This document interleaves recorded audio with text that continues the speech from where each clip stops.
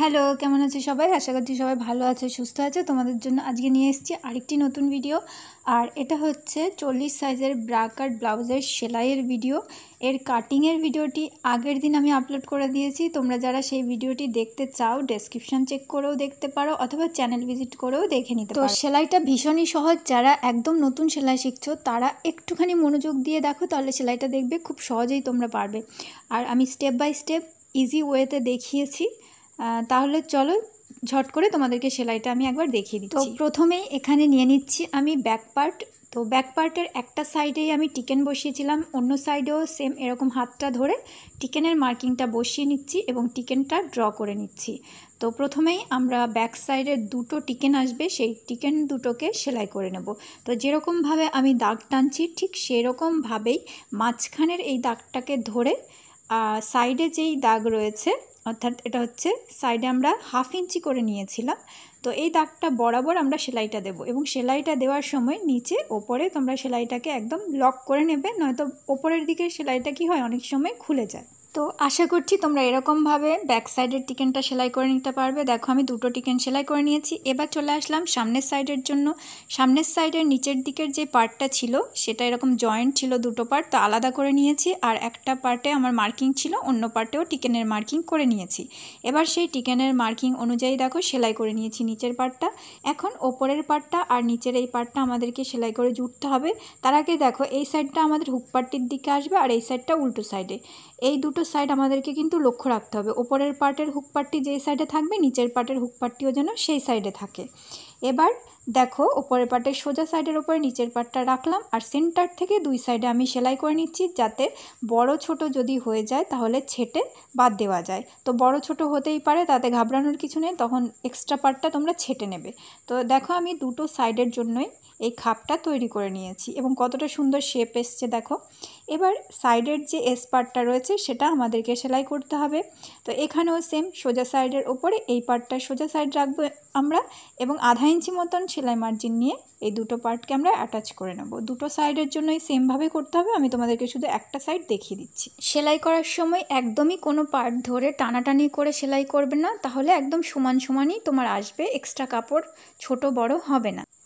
তো দেখো দুটো পাশের জন্যই আমি সাইডের পার্টগুলো জুড়ে নিয়েছি। এখন আমাদের নিচের বেল্টের অংশটা অ্যাটাচ করতে হবে। দেখো এখানেও সোজা সাইডের ওপর রেখে 1/2 ইঞ্চি মার্জিন নিয়ে সেলাই করতে হবে। আর যেই দিকটা একটু চওড়া রয়েছে সেই দিকটা কিন্তু হুক পার্টির দিকে আসবে। তো এই জিনিসগুলো তোমাদেরকে খেয়াল করে সেলাই করতে হবে। তো এখানেও সেম, যদি তোমার সাইডে বড় হয়ে যায় বা ছোট হয়ে যায় সেটাকে সমান করে নিও, আর টেনে টেনে সেলাই করো না। এবার দেখো নিচের দিকে বেল্টের যে পার্টটা রয়েছে সেটাকে আমরা এরকম সামনের দিকে মেলে নেব এবং বেল্টের পার্টের উপরে পরপর দুটো চাপ সেলাই দিয়ে নেব। প্রায় 2 সুতো মতো ডিস্টেন্সে চাপ সেলাই দিলেই হয়ে যাবে।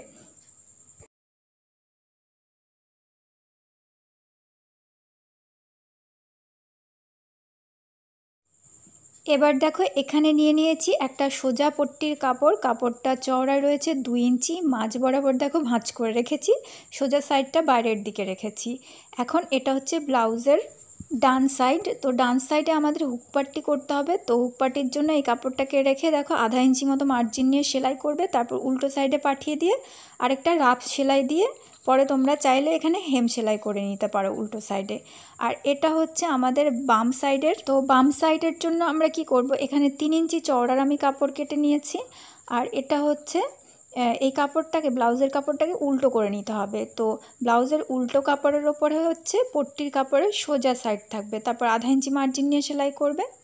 এবার কি করবে, এই সেলাইটাকে সেলাই করার পর এই পট্টিটাকে আমরা এরকমভাবে ভাঁজ করে সোজা সাইডে আনবো। আবার এবার পট্টির এই সাইডে আবার 1/2 ইঞ্চি ভাঁজ করে আগের সেলাইটার ওপর এরকমভাবে তুলে দেবে।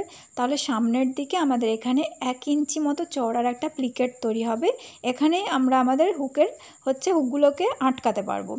তো তো দেখো রাইট সাইডের পট্টিটা লাগানোর পর না, পট্টিটা সামনের দিকে মেলে এই পট্টির ওপর দিয়ে একটা চাপ সেলাই দিয়ে নেবে, তাহলে পট্টিটা খুব সুন্দর রং সাইডে চলে যাবে। তো রং সাইডে পাঠিয়ে আবার ওপর দিয়ে চাপ সেলাই দিয়ে নিচ্ছি। তোমরা চাইলে এটাকে খুলে পরে হেম সেলাইও করতে পারো। এবার আমি নিয়ে নিচ্ছি অন্য সাইডটা, অর্থাৎ লেফট সাইড নিচ্ছি। এখানে লেফট সাইডের পট্টিটা আমাদের চওড়াই বেশি রয়েছে। এবার যেরমভাবে বলেছি উল্টো সাইডের ওপর পট্টি রেখেছি প্রথমে, তো আধা ইঞ্চি মার্জিন নিয়ে সেলাই করলাম। এবার পট্টিটাকে ঘুরিয়ে আমরা সামনের সাইডে এনে ভাঁজ করে আবার সেলাই করে নিলাম। তো দেখো এরকমভাবে দুটো সাইড আমাদের তৈরি হয়ে গেছে। এবার আমাদেরকে নেক রেডি করতে হবে।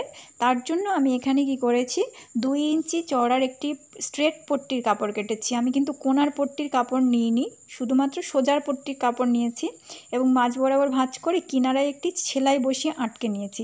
এবার এর সোজা সাইডটাকে গলার কাপড়ের সোজা সাইডের ওপর রাখবো আর আধা ইঞ্চি মার্জিন নিয়ে সেলাই করব। তো এটা যেহেতু স্ট্রেট কাপড়টা সোজা কাপড়, তো এরকম ব্যান্ড হতে গেলে অনেক সময় গলার মধ্যে টান পড়তে পারে অথবা গলার ফিনিশিং ভালো না আসতে পারে, কুঁচকে যেতে পারে। তো সেক্ষেত্রে যখনই ঘোরাবে তোমরা পট্টিটাকে, তখনই যাতে টান না পড়ে সে কারণে একটা ছোট্ট ছোট্ট করে কুচি দিয়ে নিতে পারো, যার ফলে তোমাদের কোনার কাপড় ব্যবহার না করলেও স্ট্রেট পট্টির কাপড় দিয়েও কিন্তু খুব সুন্দর গোল গলা তৈরি হয়ে যায়। তো দেখো এবার সেলাইয়ের বাইরে ছোট ছোট করে আমি কেটে নিয়েছি। এখন এই কাপড়টাকে সামনের দিকে ঝুঁকিয়ে দিয়ে এখানেও এই পট্টির কাপড়ের ওপরে চাপ সেলাই দিয়ে নেবে, তাহলে হেম করার সময় এই কাপড়টা এরকমভাবে খুব সুন্দরভাবে পিছনে ফিনিশিংয়ের সাথে টার্ন হয়ে যাবে। তো আপাতত এখানেও তোমরা চাইলে হেম করার আগে রাফ স্টিচও করতে পারো। তো আমি রেখে দেবো একেবারেই ফাইনাল হেম সেলাই আমি বসিয়ে নেব। তো দেখো প্রথমে এখানে আমি পট্টির ওপরে চাপ সেলাই বসিয়ে নিয়েছি। তো এরকমভাবে পিছনের দিকে পাঠিয়ে দিয়ে পরে আমরা হেম করে নেব। তো এরকমভাবে আমি পিছনের নেক এবং সামনের সাইডের অন্য সাইডের নেকটাও একই রকমভাবে একই প্রসেসে তৈরি করে নিয়েছি।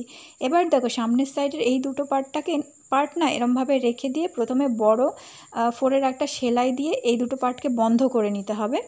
তারপরে এই দুটো পার্টের ওপরে আমরা পিছনের পার্টটা রাখবো, সোজা সাইডের ওপর সোজা সাইড রেখে এখানে আমাদেরকে কাঁধটা সেলাই করে নিতে হবে। এখন দেখো কাঁধটা সেলাই করার সময় এই যে পট্টিগুলো আছে, এই পট্টিগুলোর কাপড় আর ব্লাউজের মেইন কাপড়ের যে সেলাই আছে সেই সেলাইটাকে আমরা মুখোমুখি রেখে দেবো।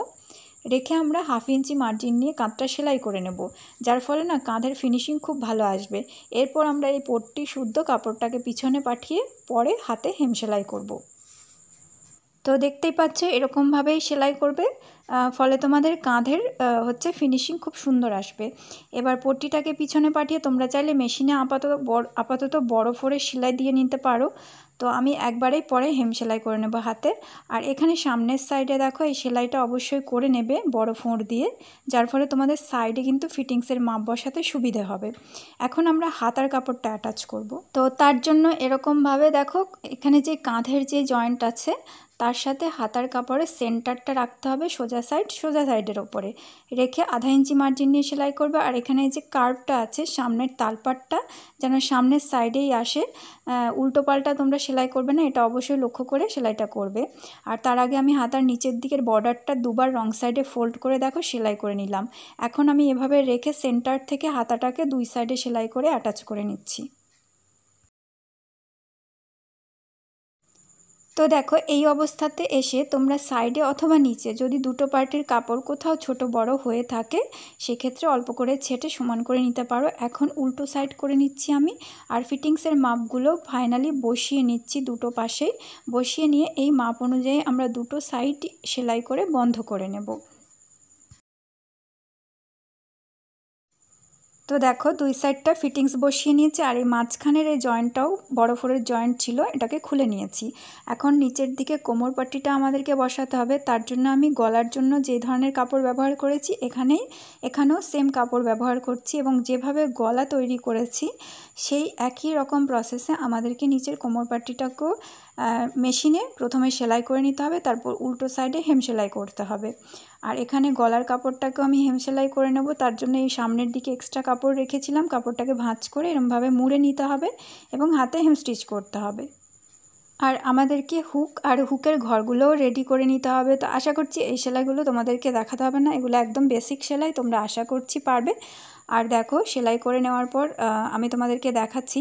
তো এখানে আমি হুকের ঘরের মধ্যে হুক লাগিয়ে নিয়েছি আর নিচের এই পটিটাকেও হাতে হেম স্টিচ করে নিয়েছি, নেকটাও রেডি করে নিয়েছি হেম স্টিচ করে উল্টো সাইডে।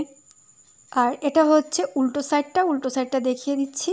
এবার তোমাদেরকে ভালো করে একটু প্রেস করে নিতে হবে বা আয়রন করে নিতে হবে, তাহলেই ফিনিশিং লুক চলে আসবে। তো আমি দেখো এখানে আয়রন করে নিয়েছি।